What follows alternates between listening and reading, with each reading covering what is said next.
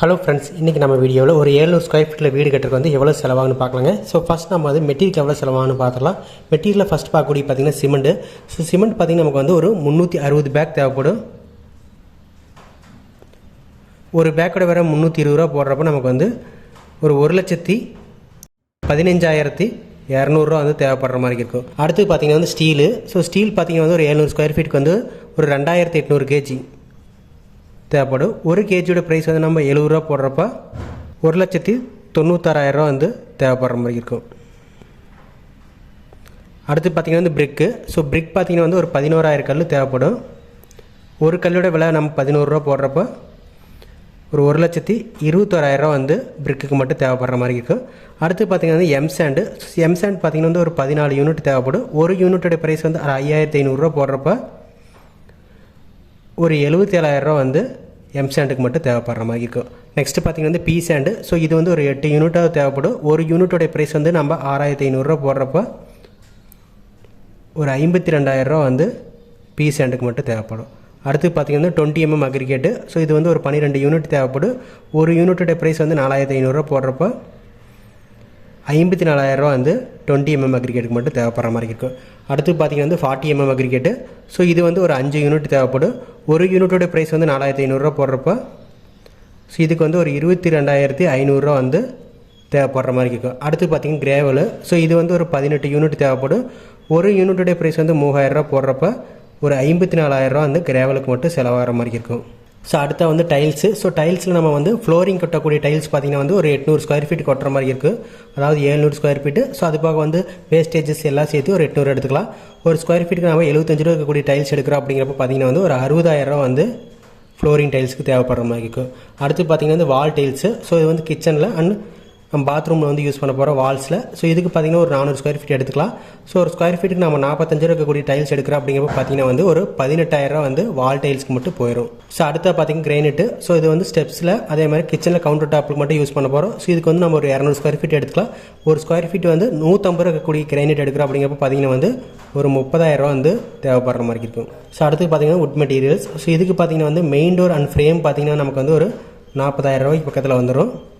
So அடுத்து பார்த்திங்கன்னா main விண்டோஸ்க்கு வந்து நமக்கு வந்து ஒரு 20,000 வந்து தேவைப்படுற மாதிரி இருக்கும்.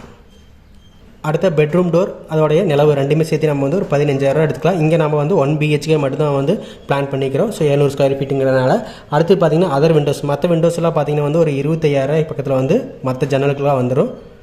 ஸோ அடுத்து பார்த்திங்கன்னா வந்து டாய்லெட்டுக்கான டோர். இது வந்து ஒரு 3,000 இருக்கக்கூடிய ப்ரைஸில் நம்ம ரெடிமேட் எடுத்துக்கலாம். ஸோ அடுத்து டாய்லெட்டுக்கான வெண்டிலேட்டர் வந்து ஒரு 2,000 ரேஞ்சில் இருக்கக்கூடிய வெண்டிலேட்டர் எடுத்துக்கலாம். நெக்ஸ்ட் வந்து பெயிண்டிங் மெட்டீரியல். ஸோ இதுக்கு வந்து ஒரு 75,000 பக்கத்தில் வந்து மெட்டீரியலுக்கு மட்டும் போயிடும். ஸோ அடுத்து ப்ளம்பிங் மெட்டீரியலுக்கு பார்த்திங்கன்னா வந்து ஒரு 50,000 வந்து தேவைப்படுற மாதிரி இருக்கும்.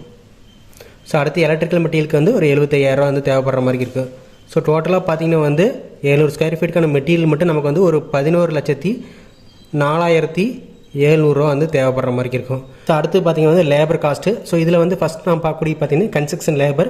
ஸோ இதுக்கு வந்து நம்ம ஒரு 700 ஸ்கொயர் ஃபீட்டுக்கு வந்து நம்ம டோட்டல் கான்ட்ராக்டில் லேபருக்கு மட்டும் விடுறோம். அப்படிங்கிறப்ப பார்த்திங்கன்னா வந்து ஒரு 400 ரூபா வந்து ஸ்கொயர் ஃபீட் ரேஞ்சில் விடுறோம். அப்படிங்கிறப்ப ஒரு 2,80,000 வந்து தேவைப்படுற மாதிரி இருக்கும். ஸோ நெக்ஸ்ட் வந்து டைல்ஸ் லேபர். ஸோ இதுக்கு வந்து ஃப்ளோரிங் அண்ட் வால் டைல்ஸ் ரெண்டுமே சேர்த்து நமக்கு வந்து ஒரு 1,200 ஸ்கொயர் ஃபீட் வரும். ஒரு ஸ்கொயர் ஃபீட்டுக்கு 20 ரூபா ரேஞ்சில் வந்து நம்ம டைல்ஸ் ஒட்டுறதுக்கு லேபரை விடுறோம். அப்படிங்கிறப்ப பார்த்திங்கன்னா வந்து ஒரு 24,000 வந்து டைல்ஸ்க்கு மட்டும் ஒட்டுறதுக்கு போயிடும். ஸோ அடுத்து பார்த்திங்கன்னா கிரைனட்டு. ஸோ இது வந்து நம்ம ஒரு 200 ஸ்கொயர் ஃபீட்டில் யூஸ் பண்ண போகிறோம். ஸோ ஒரு ஸ்கொயர் ஃபீட்டுக்கு நம்ம 60 ரூபா ரேஞ்சில் வந்து விடுறோம். அப்படிங்கிறப்ப பார்த்திங்கன்னா வந்து ஒரு 12,000 பக்கத்தில் வந்து கிரைனட் ஒர்க்குக்கு போயிடும். ஸோ அடுத்து பார்த்திங்கன்னா எலக்ட்ரிக்கல் அண்ட் ப்ளம்பிங். ஒரு ஸ்கொயர் ஃபீட்டுக்கு 75 ரூபா ரேட்டில் விடுறோம். அப்படிங்கிறப்ப பார்த்திங்கன்னா ஒரு 52,500 வந்து எலக்ட்ரிக்கல் அண்ட் ப்ளம்பிங்க்கு வந்து லேபர் காஸ்ட் ஆயிரும். ஸோ அடுத்து பெயிண்டருக்கு வந்து நமக்கு வந்து அப்ராக்சிமேட்டாக ஒரு 30,000 வந்து தேவைப்படுற மாதிரி இருக்குது. அடுத்து கார்பெண்டருக்கு பார்த்திங்கன்னா வந்து ஒரு 20,000 போயிடும். ஸோ அடுத்து அதர் மிஸ்லேனியஸ் காஸ்ட் பார்த்திங்கன்னா ஒரு 20,000 பக்கத்தில் வந்து இது பார்த்திங்கன்னா டிரான்ஸ்போர்ட்டேஷன் இந்த மாதிரி மற்ற செலவில் வந்து ஒரு 20,000 வந்து அப்ராக்சிமேட்டாக வந்துடும். ஸோ டோட்டலாக பார்த்திங்கன்னா வந்து லேபருக்கெல்லாம் சேர்த்து நமக்கு வந்து ஒரு 4,38,500 வந்து தேவைப்படுற மாதிரி இருக்கும். ஸோ இந்த 4,38,500 அது போக வந்து மெட்டீரியல் காஸ்ட் வந்து ஒரு 11,04,700 எல்லாம் ஆட் பண்ணுறப்ப நமக்கு வந்து டோட்டலாக வந்து ஒரு 700 ஸ்கொயர் ஃபீட்டுக்கான வீடு கட்டுறதுக்கு வந்து ஒரு 15,43,700 200 வந்து தேவைப்படுற மாதிரி இருக்கும். ஸோ இந்த காஸ்ட் தவிர நமக்கு வந்து எக்ஸ்ட்ரா செலவுகள் பார்த்தீங்கன்னா செப்டி டேங்க், சம்ப், காம்பவுண்ட் வந்து இந்த மாதிரி எக்ஸ்ட்ரா செலவுகள் இருக்குது. செப்டி டேங்க், சம்ப் ரெண்டுமே சேர்த்து நம்ம வந்து ஒரு அப்ராக்சிமேட்டாக வந்து ஒரு 1 லட்ச ரூபா எடுத்துக்கலாம். ஸோ இது பார்த்தீங்கன்னா சைஸ் அண்ட் லெட்டர்ஸ் பொறுத்து வந்து சேஞ்சஸ் ஆகிற மாதிரி இருக்கும். அடுத்து காம்பவுண்ட் வால் பார்த்தீங்கன்னா வந்து ஒரு 80,000 போட்டுக்கலாம். இதுவே நம்ம வந்து எந்த காம்பவுண்ட் பண்ணுறோம் அதை பொறுத்து வந்து சேஞ்ச் ஆகிற மாதிரி இருக்கும்.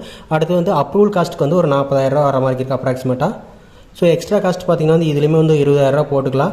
ஸோ டோட்டலாக பார்த்தீங்கன்னா வந்து நமக்கு வந்து ஒரு 2,40,000 வந்து எக்ஸ்ட்ரா காஸ்ட் வர மாதிரி இருக்கும்.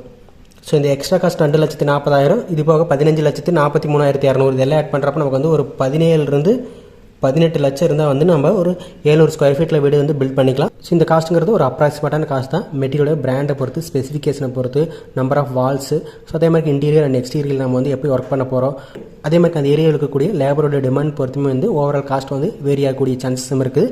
இந்த வீடியோ உங்களுக்கு யூஸ்ஃபுல்லாக இருக்குன்னு நினைக்கிறேன். நெக்ஸ்ட் ஒரு வீடியோவில் பார்க்கலாம். தேங்க்யூ.